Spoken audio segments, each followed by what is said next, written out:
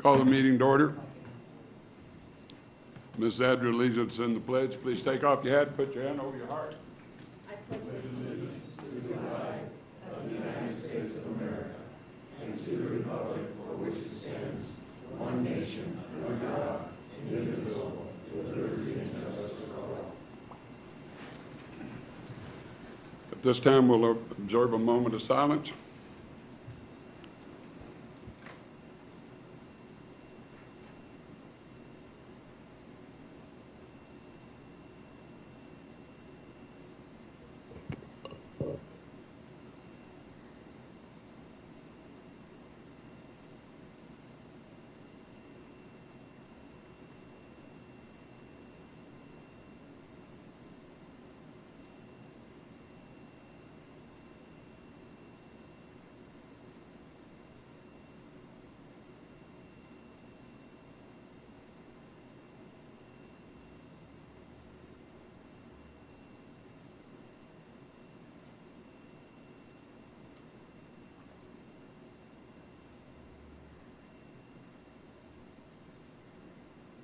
Madam Secretary, call the roll, please. Pasjev. Here. Guston. Here. Zadra. Here. Sferaza. Here. Dorch. Absent. Ayazi. Absent. Kishel. Here. Any public comment cards? Have no public comment cards. We'll go to item A5. Excuse me. Did I overlook that one? Yes, I did. Approval of the agenda. Move to approve. All in favor say aye. Aye. Those that oppose, no. Motion carries unanimously.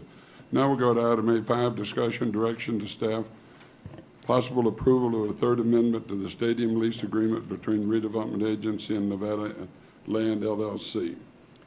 Staff? Mr. Mayor, Yes. members of the council, agenda item A5 is actually a letter of intent, is on the agenda.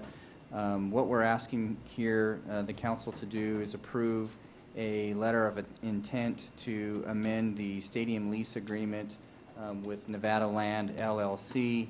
The change that we would be asking for is to change the stadium lease from an annual lease to a 6-month lease from April 1st to September 30th of each year.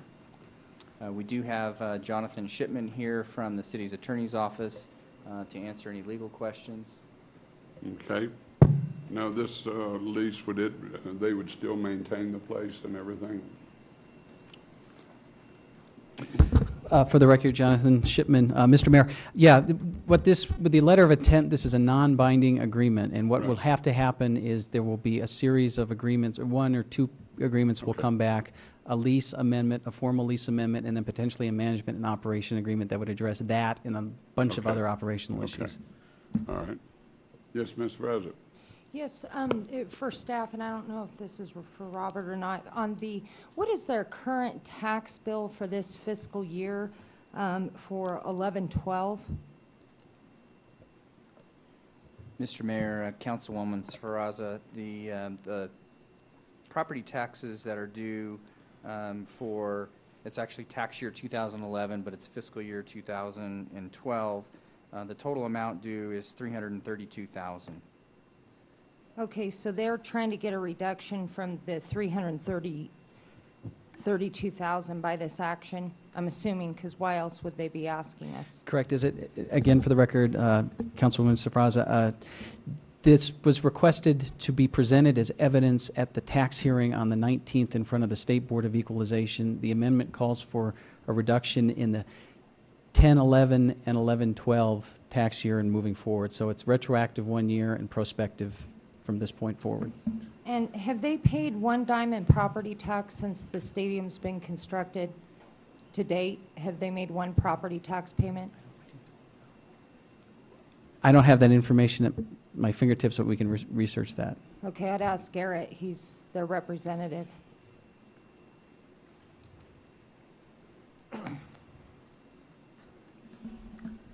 Good afternoon. For the record, Garrett Gordon with the law firm of Lewis & Roca, today representing Nevada Land LLC. What was the question, Councilwoman? The question is, since the stadium's been in operation, since it's been constructed, has one penny in property tax been paid?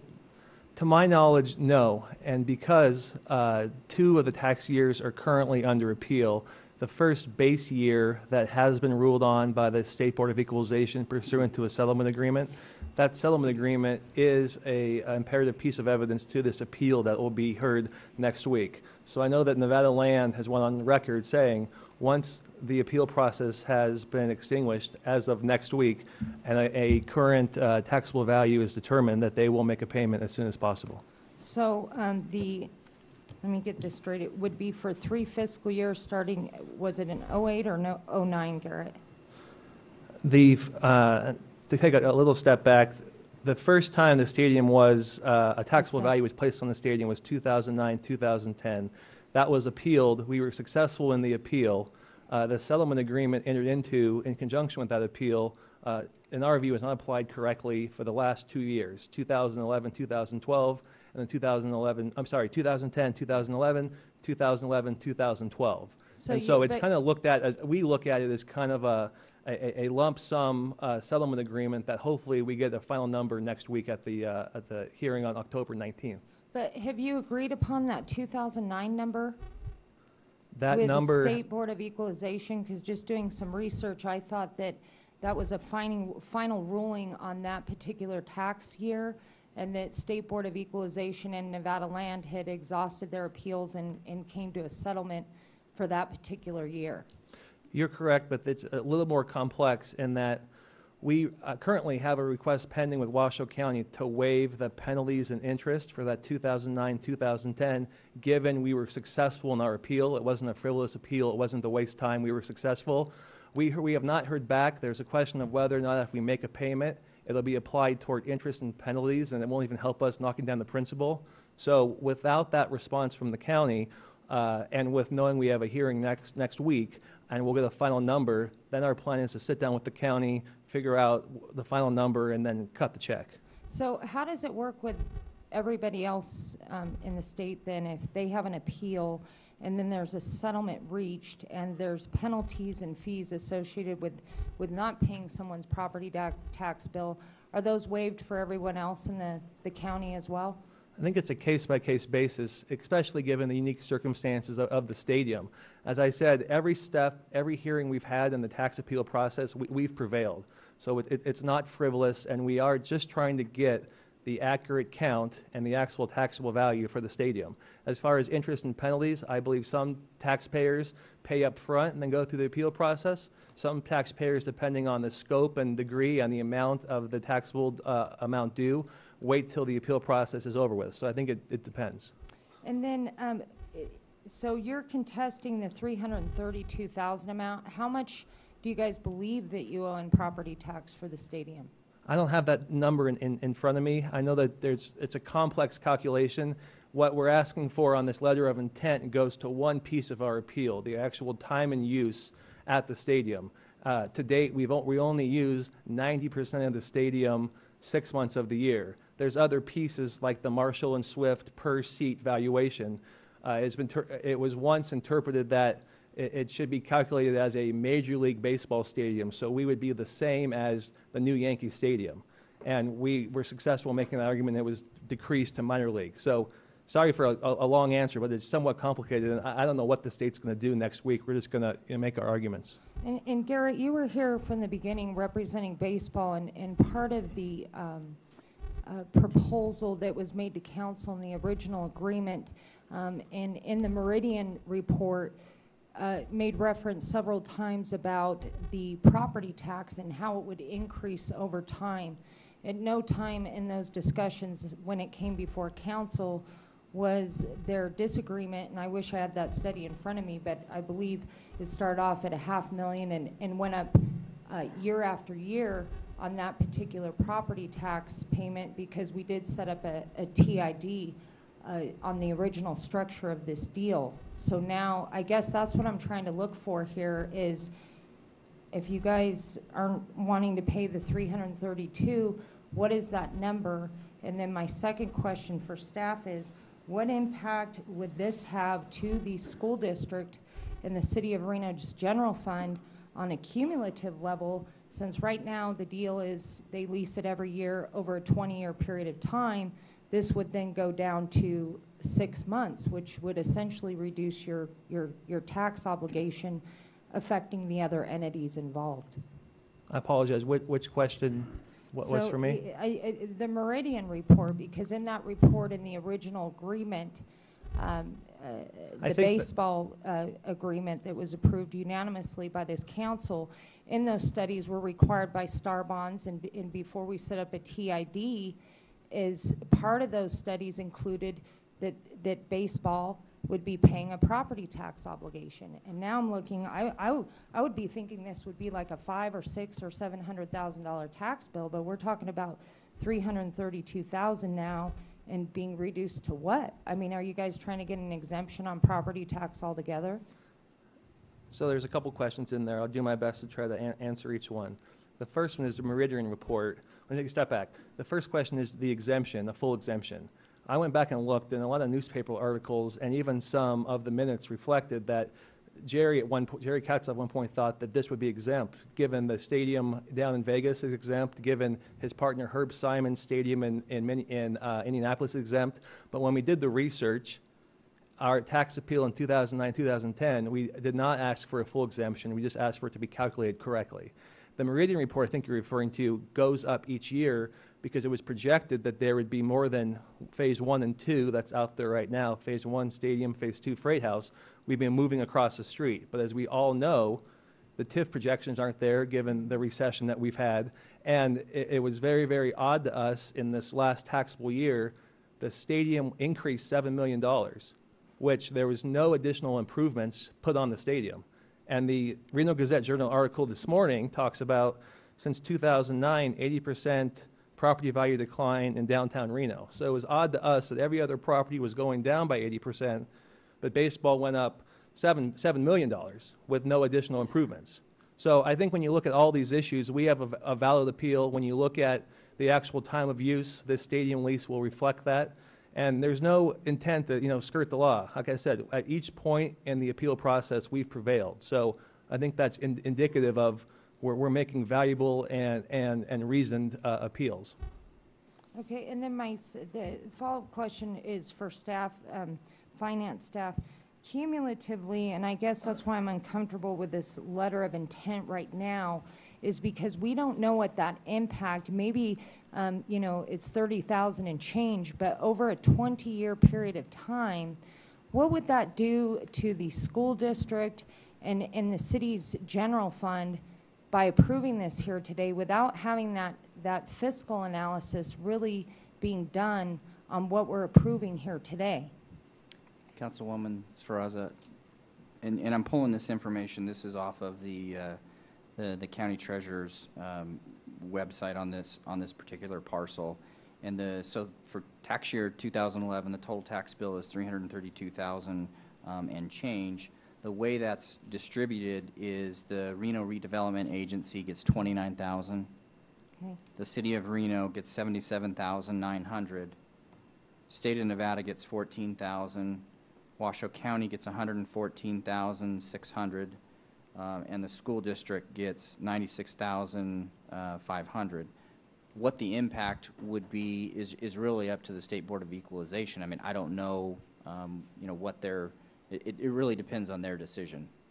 So shouldn't we hold off and find out, since they're going through their appeal process? I guess this what I'm unclear on. Is they've exhausted their appeals in 2009. There was a settlement reached. Now the issue is on the penalties for 2009. Shouldn't we wait till they have their hearing next week and then find out what that Board of Equalization ruling is going to be until we make that determination here today? Aren't we jumping the gun a little bit on what that fiscal impact's going to be to the different entities is what my concern is.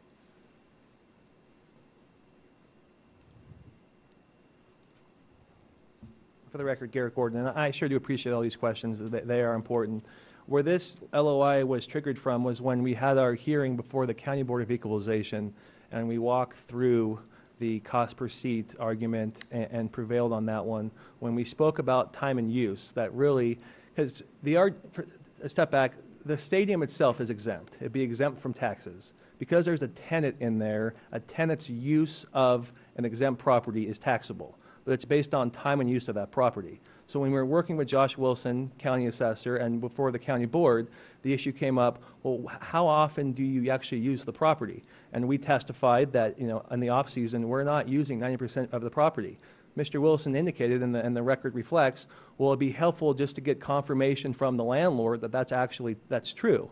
And so while we're here today is just kind of confirming in a non-binding fashion that in the off season, baseball only uses the entire property for 97% of the time. We're not trying to skirt our taxes. We're just trying to get treated like any other taxpayer here in the city.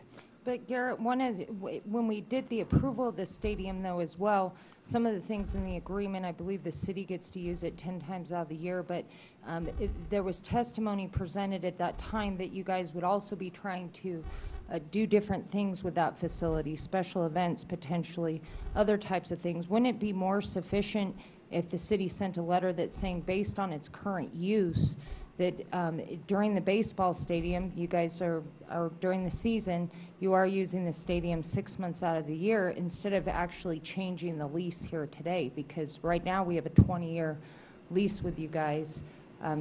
This could have some impact on us.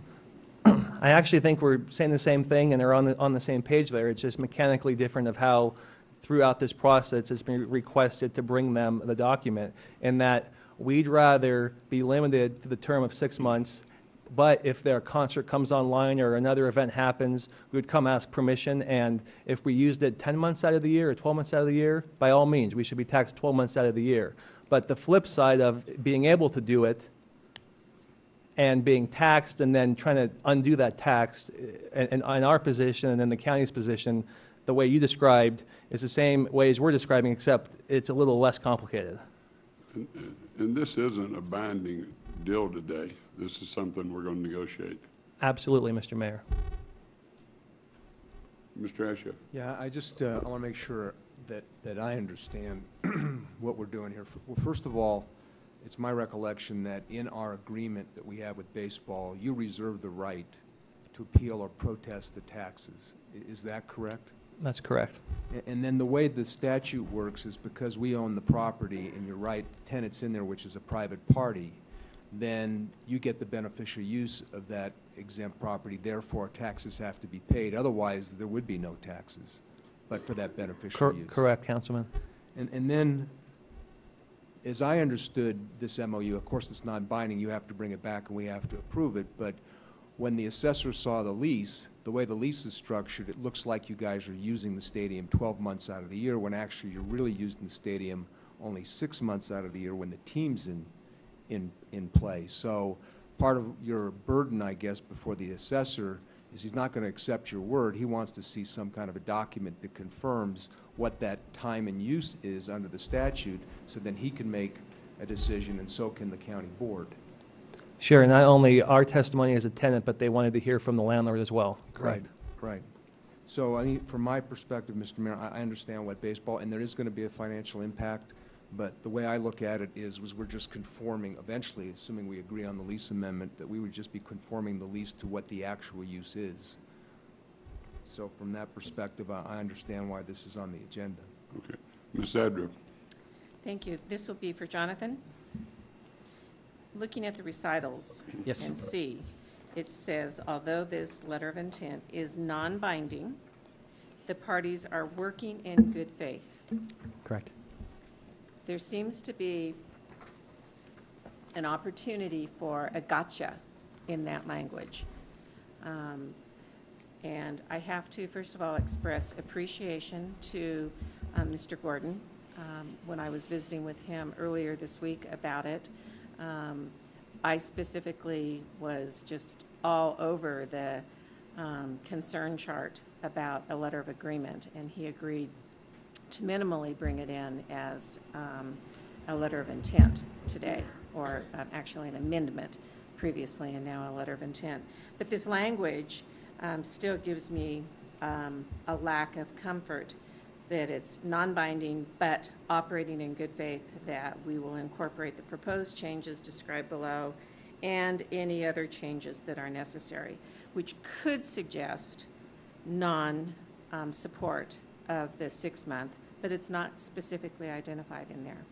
So why would I have confidence that even the LOI would protect us for not making that decision today? We can, I mean, as a thought, we could, first off, with any contract that you do, there's a covenant of implied good faith that, that's nothing new to this document or to any document, the notion of you have to read it in good faith and bargain in good faith. We could put additional language in there to meet your concern. We could have maybe a cancellation date. If we're not able to arrive at an agreement by a certain date, then this becomes non-effective, if that's your concern. I'm trying to figure out exactly what the concern is, and then we can maybe craft something between Mr. Gordon and myself that could meet your concern a little more directly. That would be one option, would be having a cancellation clause. How about something like alternate approvals as opposed to other changes? I'm sorry, and explain that to me. In that, The language currently says that it's the proposed changes as described below and any other changes that are necessary. That doesn't leave direct interpretation that the council, when it comes back for an agreement, has the opportunity to entirely reject the 6-month request. So could that language be changed, alternate options? speaking to the developer, I think they're okay with that. Yeah, Garrett, I would ask Garrett, I don't see, why don't we just strike it if that's a concern? I think it's clear on the record that we have an obligation, both sides have an obligation to negotiate in good faith under the implied covenant, so why don't we just, it's non-binding, and both parties are obligated anyway to negotiate in good faith. No objection to strike good faith. So C would just read that it's a non-binding LOI. Is that, period? And Councilwoman Zidra, just so that we're all on the same page, there's, as you can imagine, there's the notion of the term of the lease, but then there's all the operations and the use of the facility in the off season, and that has got to be fleshed out too. And you've got to be comfortable with those terms when the agreement comes back as well. And those might be objectionable. So this is really to get us to the point. You're going to see those terms as well in the future, just so you understand that this is not. You're not going to just see this in the future. So. And a disclosure was indicated in what I just said, but I'll officially make the disclosure that I did have a brief conversation with Mr. Garrett earlier this week. Tracy Chase, Reno City Attorney's Office. As a thought, you could have C say, this LOI is non-binding, and any change to the the amendment to the lease would need to be brought back to City Council for consideration and approval.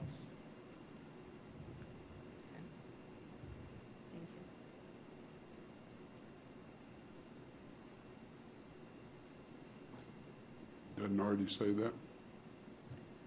That would solidify, if you had other terms that you wanted to include as well, like Mr. Shipman indicated, perhaps maintenance issues or other issues, those would also be in your consideration to go ahead and approve the lease. It's the package you'll be looking at, not whether it has this one item in it. That'd be part of the motion anyway, Mr. Mayor. Okay. Make it clear that, we're not agreeing to anything in advance. It has to come back for final approval.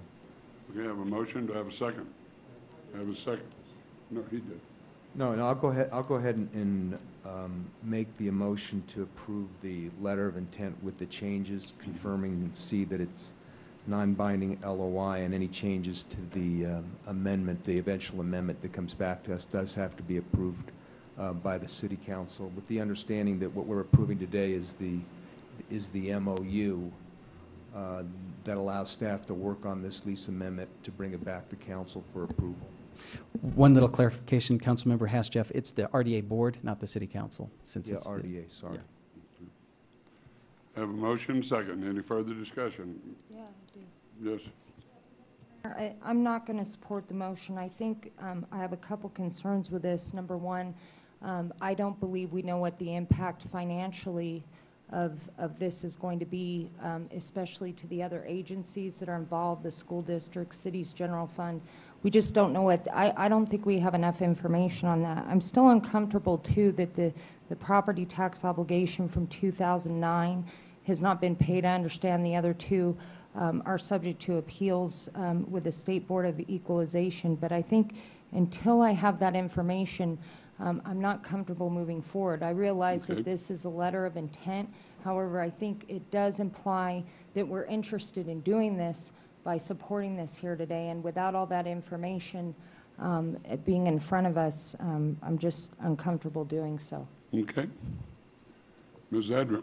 Similar for me, and again, I'll express the appreciation for your absolute willingness to change this to a letter of intent, but as I expressed to the city manager when this first came to our knowledge earlier this week, without additional information, I can't make a decision that's even non-binding because it implies more. I believe it implies more. I just need more information to be able to be supportive. Okay, I have a motion and second. Mr. Yeah, I just Asher. want to respond to Councilperson Faraz, and I do understand her concern, but given the numbers that the city manager gave us, we don't know what the final impact is going to be because you don't know what the Board of Equalization is going to do, the county board. But given the numbers that he quoted, assuming they cut the 332 in half, then you'd take the numbers that he gave us, cut those in half arguably, and that would be some indication of what the impact would be both the city, the school district, the state, and Washoe County. So I feel comfortable that I have a pretty good idea of what the potential impact is going to be. So that would be just my comment with respect to the councilperson's concerns. Okay. I have a motion, second. Any further discussion? All in favor say aye. Aye. Those that oppose, no. Show the vote 4-2.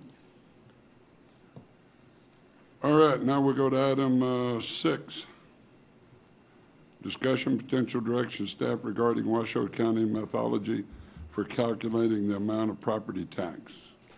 Mr. Chisholm. Good afternoon. Robert Chisel, Finance Director for the City of Reno.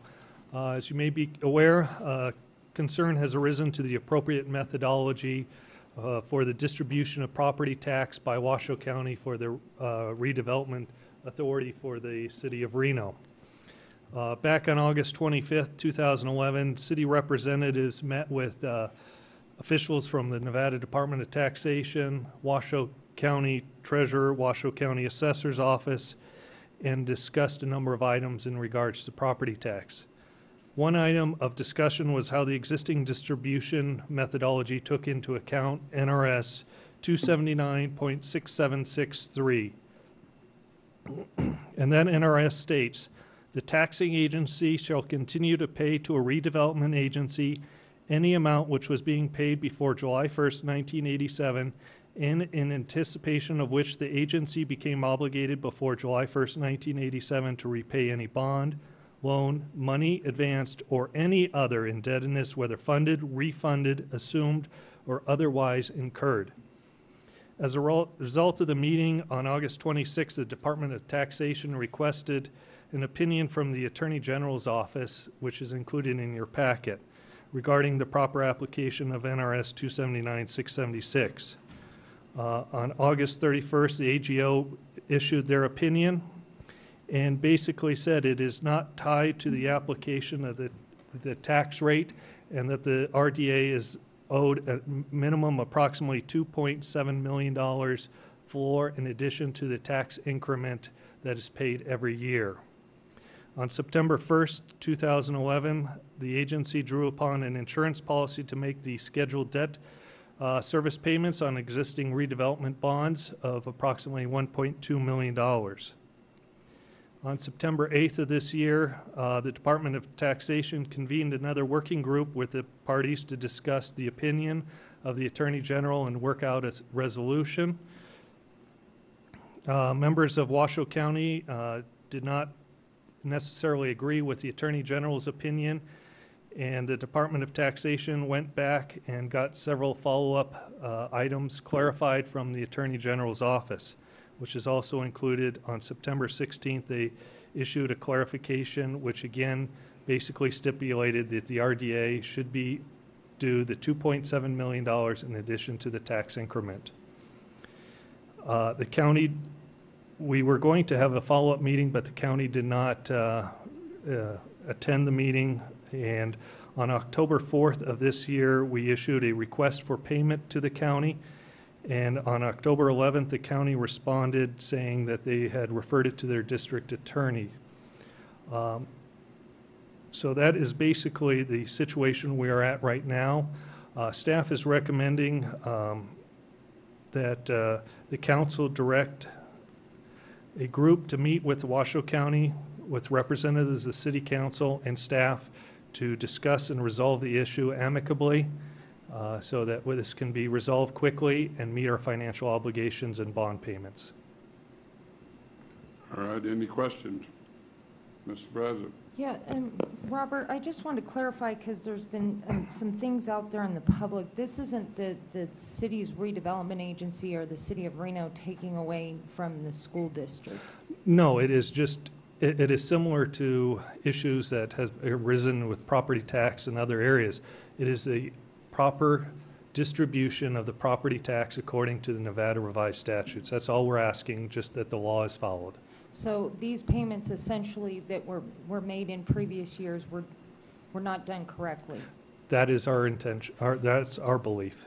And then you had talked about the obligations that we have to the bondholders, so we're essentially required to meet those debt obligations that we're Correct. required to under with the bondholders based on the revenue that we're supposed to be receiving under the tax calculation. Correct. As part of the bond official statements, they're entitled to the tax increment that is due to the RDA according to Nevada revised statutes. And I believe, in our discussions with the insurance company for the bond company, they feel that Nevada revised statutes should be appropriately applied. Okay, I just want to make sure. Okay. Ms. Zadra? Robert, I don't know if this is you or legal. It's probably legal. There is clearly, from the response that we received from the county, a different interpretation of NRS, and even a claim that the Attorney General's interpretation of the state law can and essentially should be trumped by Washoe County's interpretation. Is that, where is legal standing? Councilwoman Zadra. At this point, where it is the city sent over a demand letter. A letter came back indicating that the district attorney was opining on the situation and that a letter essentially with their analysis would be forwarded over to us pretty soon. I was expecting by the end of this week. I don't know exactly what their time frame is. So we're anxiously awaiting to see what their legal analysis is. We have some ideas of what their positions are based upon comments made at the meeting yesterday, the local government meeting, and so we are waiting to receive those so that we can analyze those fully. But when you're looking at an interpretation of NRS, whose evaluation of the intent and the operation of the law has trumping powers? Maybe there's two questions there. At the end of the day, it's really if there's a disagreement over how a particular statute is applied or is interpreted, ultimately that many times will go to a court to decide that. So short of a court, there may be the ability of the various administrative agencies involved here, namely the Department of Taxation, the city, the agency, the county, the school district, to come to an agreement as to what that statute actually means so that you wouldn't have to go to court to do that. And right now, after the meeting that happened yesterday at the down in Carson City, basically people are trying to, and the various parties are trying to really figure out what they believe are their interpretations are, and I imagine at some point we're going to come together and discuss those. And we've actually received two interpretations, or two responses, at least, from the Attorney General's office. Yes, there was on a, this. the Department of Tax requested an opinion on the provision that Mr. Chisel read to you, and an opinion came back that was favorable to the Redevelopment Agency that essentially said the Redevelopment Agency hasn't been paid what it should be getting paid. The money was distributed elsewhere. There was some questions about that in terms of, it was a general opinion, and some additional follow-up questions were asked of the Attorney General. A second opinion was released, and again, it was an opinion favorable to the agency's position, and that's where we are right now. There was a meeting between the parties. For various reasons, it was called off, and now we're waiting to hear maybe an official response to the demand letter in what you do today. So, And that's why the request today is to try and have a meeting of pragmatic, cool minds rather than the county forcing yet another lawsuit. agreed. Thank you. Any other discussion? You have another, Mr. President? Yeah, one more question, Jonathan, because the situation that we're in right now is potentially a default situation without getting the funds that are owed to us. So what happens if the county doesn't correct the problem? Do we have recourse? Because essentially it leaves a bad mark for us when we're owed payments. Yes, and again, I can't get into a lot of the specifics in terms of a potential litigation, but what you're talking about is true. If to the extent that there are damages that could be avoided if this question were resolved sooner rather than later, those would be the types of things that we would probably have to work into the equation, and potentially the county would be liable for those sorts of things, or those would be parts of our demand. If we can't get this thing resolved sooner rather than later, we have consequential damages that may flow from that. Yeah. Thank you. Mr. Ashef? No, I was going to agree with what Jonathan said. I mean, it's just an old-fashioned, dispute, I guess, over what the statute says. And, there's smart people over there at Washoe County, and I think they understand that it's in everybody's best interest to try to sit down and resolve it, just like anybody else does before you go to court. Because then really there might be just a winner and a loser, and potentially a big loser, if there's consequential damages or whatever. So I agree with the staff recommendation that we try to get this resolved with the county before we do anything in court, and see if we can get it fixed. And then as far as, I think the staff says appoint a representative. I just say you, Mr. Mayor, if you want to sit down with the other side and see if you can get it resolved. I mean, I'm sure council people, if they want, if they want to sit down, they can do that. But you could probably start those that process with the county. And I'd like to request the city manager contact them Monday and see if we can sit down and chat about this and see where we're going. Okay, Mr. Ashek, give me a motion. Yeah, I'll make that motion that we direct staff to get to the county and see if we can get this resolved. Have a motion, second. All in favor, say aye. Aye. Those that oppose, no. Motion carries unanimously. Item A7, discussion of direction to staff regarding such amounts as City Council deems necessary for the administrative expenses and overhead of the Redevelopment Agency, either as a grant to defray the expenses and overhead, or as a loan to be repaid by such terms and conditions. Yes, sir. Thank you, Your Honor. Kevin Knutson from the City Manager's Office. As you're all aware, we've been in ongoing negotiations over the fire station relocation loan in order to change the terms of that loan to make it affordable within what the RDA can afford. To date, we have not yet reached a conclusion. However, the first quarterly payment was due this month, and we're here requesting today that you give us the authority to move forward with that payment. We will use existing funds within RDA to pay that. We may have to come back later in the year with a budget augmentation to change where the financing from that will come in order to make the RDA whole, because there are other expenditures within the RDA. But today we're looking for your direction on moving forward with that payment. Okay. Questions? Mr. Azzi. Kevin, it's in the RDA funds now, this money? Yes, sir. We have sufficient funds within the fund balance of RDA 1 to make this payment. Then do you need our approval to, I mean, it was in the budget to make this payment, right? Well, the Is budget. this just an informational item that we're running into trouble even further down the road, or? In a certain respect, we have budget authority to make the payment. We have the resolution 170 from 2007 to make the payment, but we're anticipating that this will cause problems later in the year. We will need a budget augmentation, and we want to make sure you're absolutely aware of that. And I appreciate that part of it. I do too. It's fun to get it in advance. Mr. Guston, you had something? No, I just was Oh, echoing okay. what Mrs. Fraser? Yeah, and Kevin, I just want to make sure, this is for the October 1st payment, and just want to make sure from staff, we're not making any other payments on this particular obligation or West Street or anything other than that until that comes forward back to council? Yes, ma'am, that's correct. Because a lot of that has to do with, again, the county and receiving our funding from them, whether or not we can make these obligations, Mr. Right. Mayor. So I just want to make sure that this is funding that we're taking out of redevelopment to fund this particular payment, the October 1st payment.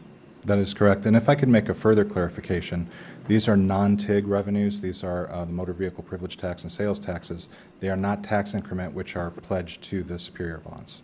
Okay. Move to approve, Mr. Mayor? I still have a If we need a question. motion. You have a question? Yes. Kevin, that there's no request, even though you're asking, the way that agenda item reads, is that there could be direction given to you today, approval therefore, to grant or defray future expenses. We are making no decision on any of that activity today. That is correct. You are just advising us today that there is existing money within RDA 1 and 2 that can and should be used in your evaluation for the October payment. Yes, ma'am. Nothing else is implied or approved today. That is correct. We made the language broader because before today we weren't exactly sure how we would have to make the request. Any request, even for RDA 2, we'd have to come back to you for. Thank you. All right, motion? Have a motion, Approved. have a second, have a second. Second. All in favor, say aye. Aye. Those that oppose, no. Motion carries unanimously. Now let's go to item A8, discussion direction to staff regarding the Southeast Connector project and proposed interlocal cooperative agreement regarding the Southeast Connector. Ken Crater.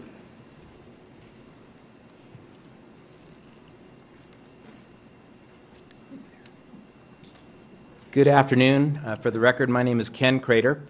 Thank you for allowing me to speak today. I applaud the council for taking such a close look at the impacts of this important facility to the golf course, but I think there's also one other important facility that perhaps isn't being looked at as closely as maybe it should, and that's the joint wastewater treatment facility.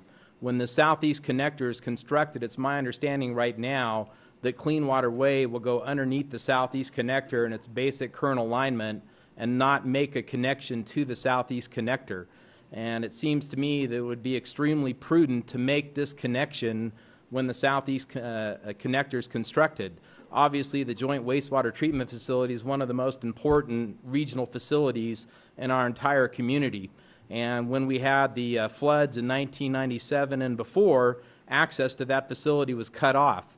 If a connection was made in a T intersection between Clean Water Way and the Southeast Connector, that would no longer be an issue during flooding events. And there's lots of dangerous chemicals that are used in that treatment facility. And again, it just seems prudent that we ought to be taking a serious look at this connection as a community before we move forward with this project. If you have a sec, I have a little exhibit, if you can put that up on the board, that shows what I'm talking about. This is the Southeast Connector as proposed coming down right here. You've got McCarran Boulevard, Gregg Street, and the Truckee River. This is the joint wastewater treatment facility right here. Right now, you have to come all the way out Clean Water Way to McCarran Boulevard to get to that facility. As you can see, all it would take is just a simple T intersection at that one location to greatly enhance the access to that facility. So I just came today to bring that issue before council and maybe get folks thinking a little bit. I know we have a long time before this roadway is built, but to me that is a very important consideration that bears some serious taking a look at it. So that's all I have to say. Thank you very much. Ken, can I ask a clarification? Yes. Clean Water Way between the proposed connector and the Tum Wharf, was that underwater in the flood? Yes. So putting that connector in wouldn't solve that problem. No, Clean it Water would. Way would also have to be, okay, I just wanted, Yeah, because there's a hillside right here, and it would be really easy, since this section is going to be elevated because of the floodway, it'd be real easy just to follow right along that hillside, start gaining elevation, and also get that segment of clean water you out. have to cut a new road into, I just want to see the Yes. whole extent, okay. Yes, correct. Okay, thank you very much. Thank you. Having no other public comment, I'll bring it back to the table for discussion. Item A8, Mr. Azzi. Thank you, Mr. Mayor. I took this to RTC, and the RTC members agreed to pay Reno the $6 million, and then the attorneys got involved. So that's what you have in front of you right now. And there's some issues still, I think, on this contract, but this is on the RTC agenda next Friday, so we can change it the way we want to and send it back to them and see what they want to do. And one of the questions that I have, and I was just on the phone with Mr. Fowler, that's why I was out earlier, is on the recitals, the last two, 18 and 19. He believes those are in there because the program of project of programs did not have any expenditures for the Southeast Connector in the current program, and that program of projects has to be approved by all the jurisdictions. I'm not sure if that's true or not yet, but I think we could replace those two paragraphs, 18 and 19, with just replace it with 18 that says this agreement is subject to the limitations of state law. So we can still work on that in the next week. It doesn't have to specifically line out these NRS statutes, so if we could convince them that it already applies, we could take those out. And that wouldn't hurt RTC's position or our position right now.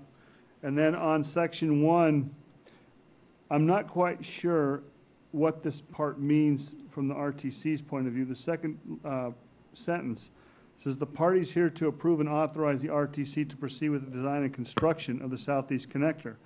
The RTC shall have access to and may begin to construct the Southeast Connector on the Southeast Connector right-of-way when agreed to between RTC and Reno. So it says, but in no event shall that date be later than May 31st, 2014. I explained to them that we still have to go through public hearings on that piece, and we can't predispose our approval for this road until we've had those public hearings. And that's paragraph to me sort of says that we've already approved it. So I think that on section 1, we should leave the first line in. The parties agree that all facts described in the recitals above are true and correct, and strike the rest of it. And the last change I have is on section 3. It says that Reno shall be deemed to have been fully compensated for the SEC right-of-way. And then I think we just should strike the words for the SEC right-of-way, and it will read, Reno shall be deemed to have been fully compensated for the use of the replacement holes property for the replacement holes and for the impact of Reno's ability to pay the Reno bonds.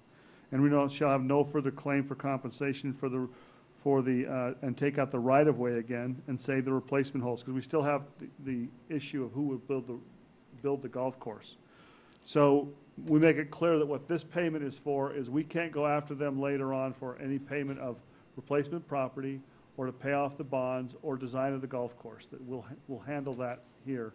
But this just sort of implies that they're also paying us to construct the golf course with the $6 million. Right. I don't think that was the intent.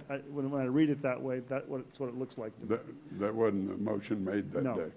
And and so it would take care of paying for the sewer land, pay for the design of the golf course, and pay for the bonds, and those type of things. Correct.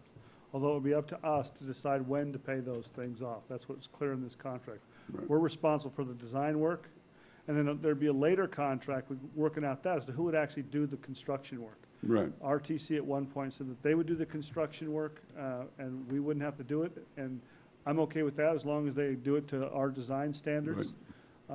Some people in the city might want it to come back where we do the design, we do the actual construction, but that doesn't have to be part of this agreement. That could be the next agreement, because they say this could be put off for 2 years anyway if the Army Corps makes them get a different permit.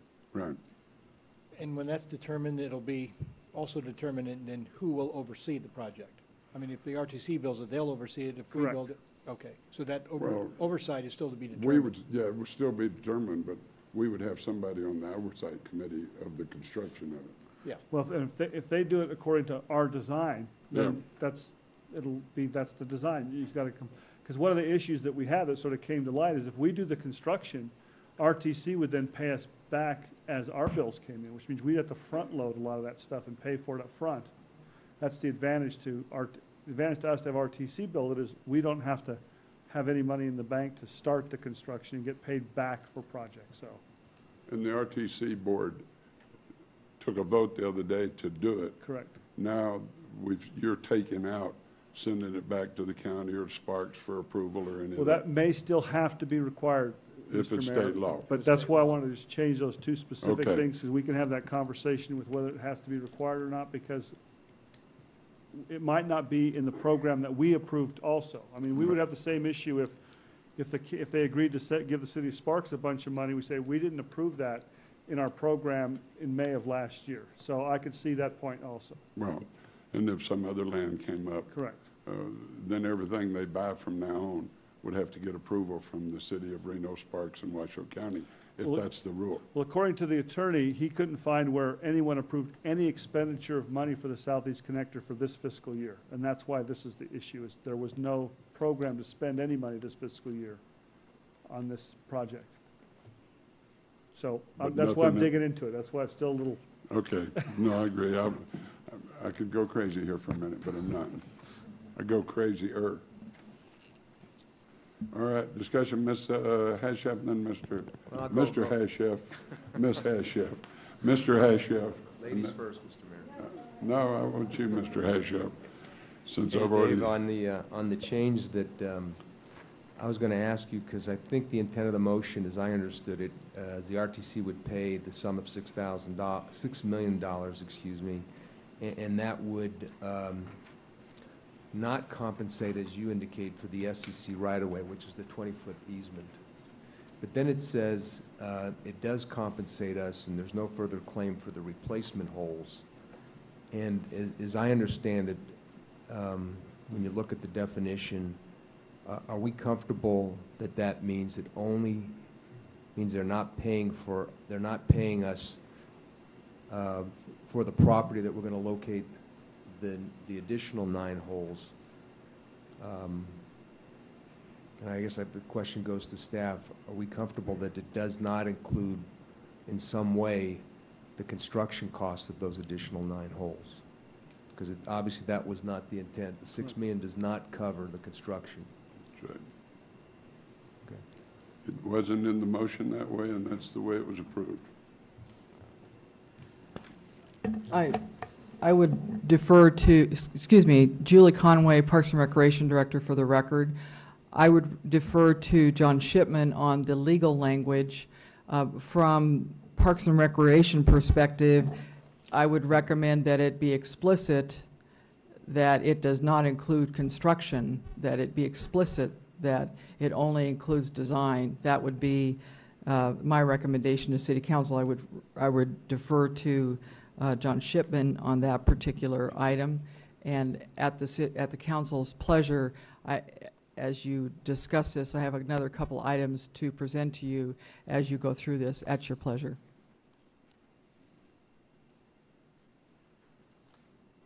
For the record, John Shipman, at the risk of getting an attorney involved. yeah, they started it, so we've got to respond. So we got to respond. No, we had some of those same issues that Councilmember Hashef pointed out. We would request, this document came over just real recently.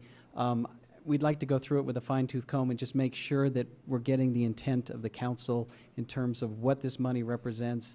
There's other things that we understand that potentially are going to be impacted, things like, parking lots, things like pitch and putt type of stuff, and we want to make sure that we fully understand what this $6 million represents, and that we're not giving away rights to other things that you guys already. Yeah, just by way of the definition, when I was looking at this for the meeting, the replacement holes is defined on 8, which is V3 little I, and then it defines it as replacement holes, but then in the body, when you get to paragraph 2 of, after the recitals, the now therefore portion, then it defines it as replacement 9 holes, which it's not consistent with Yeah. the definition. When you look at the, Yeah. when you look at the definition, it could use a little bit clarifying that when the compensation piece, we settle on that, just because the new 9 holes are included on the replacement holes property, they're not bundled, so the $6 million doesn't include the 9 holes that have to be constructed. Exactly. That's one thing I wanted to bring up. The other thing I wanted to bring up under the recitals, under Roman numeral 7, it gets particular about the remainder holes, and I'd like to remind the City Council that we don't even have a design yet. We may have 8 holes on the other side. We may have 10 holes on the other side. So I don't think my professional recommendation, as you have heard in the past from our professional Bob Force, is that we not get too particular exactly how many holes are going to be on either side that would limit the City Council that may come back to you to say, no, you only said 9. So as Councilor Hashef has said, that we let us protect the councilor's interest, the city's interest, and what Councilor Ayazi has already done in his version to simplify it, as well as to make sure that we protect the city's interest in that and clarify the language. That's what we're trying to do, and to clarify replacement holes versus the other part of this. And this is one of them, is Roman numeral 7, and also numbered under section 2, and then also under, we're not the construction part of it, as Councilor Ayazi has said. The other part of this is that we do not know, we trust that we will not have to replace other aspects of this, but until the design is done and we really know where the alignment is and what might be compromised by the alignment of the road, there might be some type of additional parking needed, or it might have some impact on the driving range.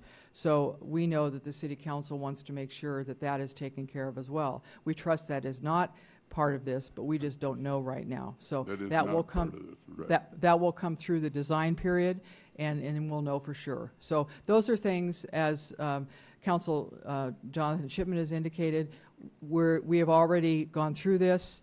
We've gotten Councilor Ozzy's version, so we've already picked up on this. We're far enough ahead on this that I think we can turn this around, but we wanted to make sure that you were aware of this, that there are items in here that we're concerned about, and we put that in the staff report. Okay.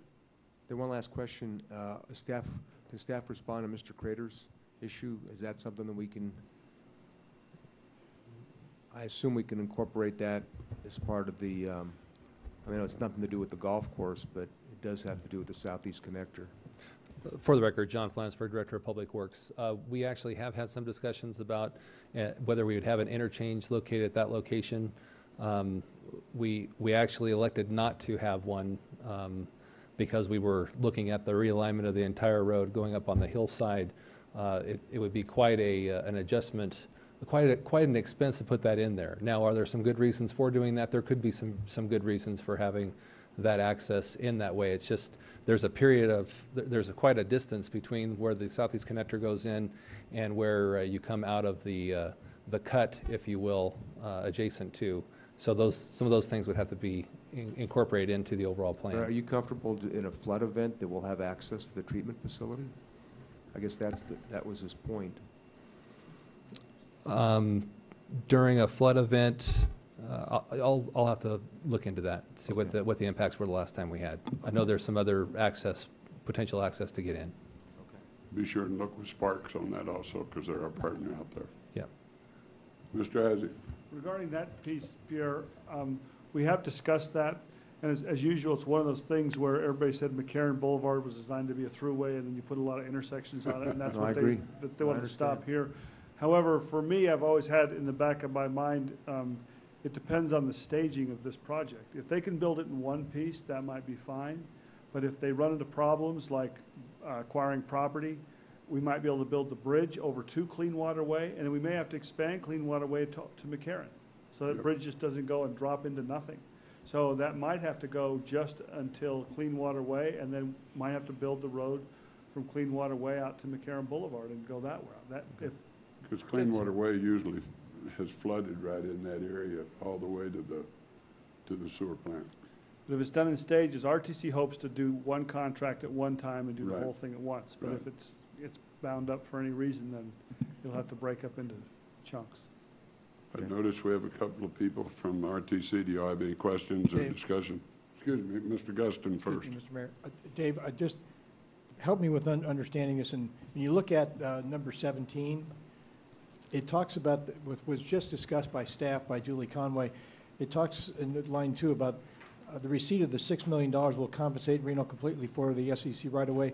And then it goes on to say the Reno bonds and the replacement holes property. Well, if they're talking about 10 holes now, the possibility of 10 holes, does that still compensate us? It doesn't, does it? Well, the designer has to design with the property we have. So they've got to fit it in here. So it's not going to cost any more property to do that. If they decide to move 10 holes across and leave 8 holes there, I see what she's saying to say 9 and 9. I think we should just strike the word 9. So just at the end of the day, there's 18 holes on that property. What we're saying is... Just for the property, is that what it is? I'm sorry Correct. to interrupt you, but just for the property. So the construction of the holes, it would be more to construct 10 on that side than it would be, okay, but it's just for the property. Correct. Thank you. But it's also, and I don't know if I misheard Councilman Hashef, it is for the right-of-way through the Rosewood Lakes. Because that's why they're buying 9 holes worth of property, and they're buying the land on that side. So it is for the right-of-way of that property also. But see, you're striking, though, the right-of-way. I'm From the 6 million. It's compensated for the SEC right-of-way. I assume you'll work it all out with staff, but the way they define SEC right-of-way is the 20-foot right-of-way. Oh, I see what you're saying, yeah. And- I want to make sure that, and maybe what we do is we explicitly say that this does not include construction costs, and that would solve Right. all those problems if we just said somewhere in there, Yeah. this is above and And that's what I beyond hear the cost staff of construction. what is addressing that concern, is that they'll put notwithstanding in here and anything to the contrary, it doesn't include the construction costs. That might solve all those problems also. Mm-hmm. But then you'd leave SEC right-of-way in there, because they're gonna push back on that, because they You're don't right. want to pay for it again. You're right. Okay, Jeff Hale, Mayor asked if you wanted to speak, and then he left the room, but we'll still ask if you want to speak. Jeff Held, Director of our Engineering at RTC, for the record. A couple of points. Every year we bring back our program of projects to the locals. We take it to our commission. It's approved there, and then we bring it back, presentation, and circulate the interlocal. On 2 prior interlocals, in 07 and 09, I believe, we had costs in there, or money in there, for the plan line study and the preliminary engineering, which takes us up to where we're at now. This month, we're taking to our commission our program. We're actually delayed a month because of this issue. We didn't know how to handle the money. So we're 1 month behind, but we'll be taking our program of projects to our board this month, and it has $6 million in there for this issue. It's got more money for right-of-way and to get what we're calling phase 1 going in it as well. And so that's going this month. And next month, I'll present to you with our comprehensive program, and it'll include the Southeast Connector Park. And then regarding the impacts to the golf course, we know what our footprint is right now. We know what the limits of our swath is through the Rosewood Lakes. So, and we're fairly confident we can keep within those lines, and we'll probably end up having to attach the drawing, attach the exhibit, I think, to the agreement, so everybody can see those limits. Any questions? Any questions for Jeff? Thank you very much. Jeff, did you Thank just you. understand what the concern about the word 9? Is that okay? I mean, if we Yeah, just said, I think you that's see what the fine, issue yeah. is? Okay. Thanks again. Any further, Councilman Surfaza?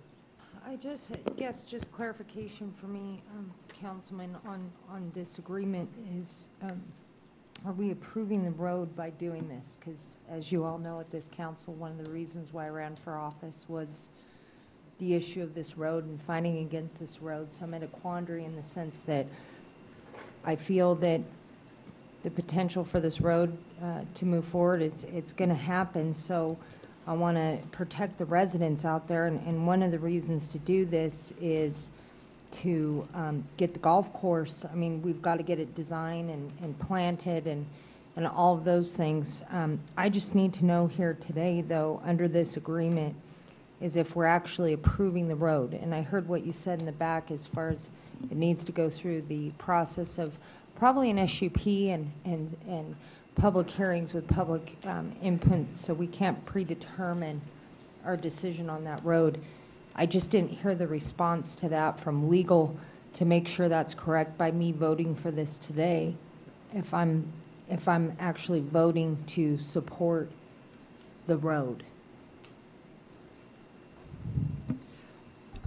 For the record, Jonathan Shipman, Councilmember Sarraza, I don't think you're voting on approving this document today. I don't think that's, I think it's more, today is more providing input into the next draft of the document. No. No, Oh, no. no, Oh, we're you're- approving this. We're going to be approving this agreement. What I want to make sure, Jonathan, is that by us approving this agreement, am I approving the roadway is what I'm asking you. Okay, and yeah, I'm going to have to look at that. I don't have an answer for you right at this moment. But I thought we couldn't predetermine our vote on a project that would require a land use change and a special use permit. Yeah, the normal rule is that you can't by contract, contract away The normal your ability. rule, or is that the law? That's the law, yeah. You Okay, cannot so- contract away your legislative authority and your ability to, now, depending upon how this is written and depending upon how it's going to play out, I mean, there's other ways around that potentially. So I don't have an answer for you right now. I need to look at this. But I think with your change, though, which is in paragraph 1, striking the second sentence, that would go a long way, and I think the record's pretty clear. I don't think any of us have predetermined where that we're pre-approving where that road's going to go. So if there's anything else in this agreement that indicates that, then I would just rely on staff to strike it in addition to that second sentence in paragraph 1. Tracy Chase, Reno City Attorney's Office. In addition, what you could do is just have us insert a clause into it that by approval of this agreement, you are not, approving land use matters that are coming before you in the future. Okay, that would make me feel comfortable. Mr. Azzi, would you meet with legal counsel when y'all draw this up and get it back to Well, we RTC? want to move forward. Well, I was going to make a motion to move forward and allow council to put in those things because we've got to get this before them on Friday. Well, The I'd whole like for purpose you- of this was to get this. I'd like for you to sit with them and make sure the things we talked about and sit with legal counsel so we can get it drawn up and get a letter back to them. Well, quite honestly, since if that stays in there, we have to still approve the program of, the POP program has to come back to us also. So Right. we could also say no at that time. Okay. So we still, There's a even lot if of we things. approve this agreement, there's Okay. some more approvals down the road. Okay. The county, the city of Sparks, Reno have a lot of things I to just say. don't want to be I predetermining agree. a No, land I use agree. decision. I I agree. don't think legally we can do that. No. So All I right, just any want other that in there. discussion? Give me a motion, Mr. Mayor, Azzi. let me make a motion that would allow staff to make the following modifications for the mayor to sign. That we would replace paragraphs 18 and 19 with something like, this agreement is subject to the limitations of state law. That in section 1, we only leave in the first sentence. That somewhere in there, we put in the two clauses that council wanted and staff wanted was one that explicitly states that the city cannot predetermine its land use decisions, for whatever Jonathan wants to put in there, and also that this does not include construction costs for the holes. And I guess we'd also have to strike the word 9, however that works out, so that we can be flexible in 10 on one side and 9 on the other, and move that forward to the RTC. Second.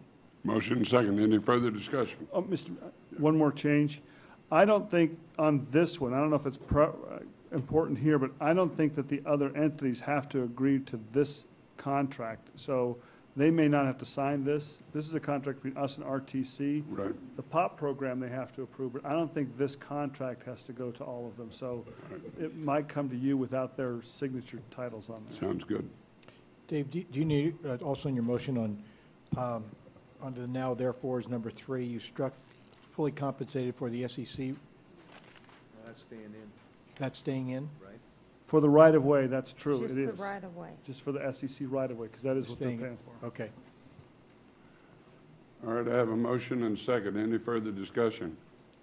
All in favor say aye. Aye. Those that oppose, no. Do we have any public comment cards? Okay, Chair will entertain a good motion. Move to adjourn. I have a motion and a second. All in favor say aye. Those that oppose, no. Motion carries unanimously.